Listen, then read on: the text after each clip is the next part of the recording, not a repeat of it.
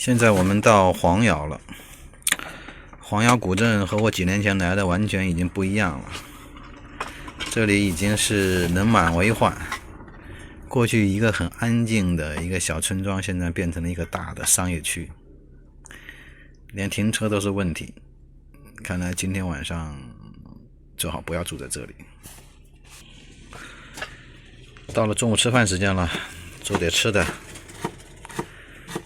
中午吃一种拌面吧，各种菜料。它这个是豆角、猪肉馅儿，然后生菜、香菇、尖椒，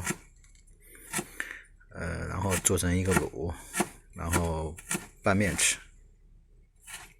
东哥有点怕热，所以自己爬到这个车底下避凉去了。这里的喀斯特地貌还是挺明显的。我曾经在这个广西的鹿寨县看群峰，就站在一个比较高的位置看群峰，非常漂亮。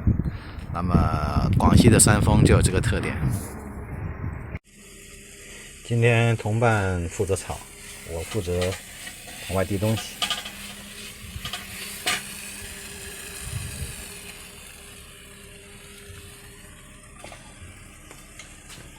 因为面食不是我特长嘛。好了，这个卤面的这个卤音做好了，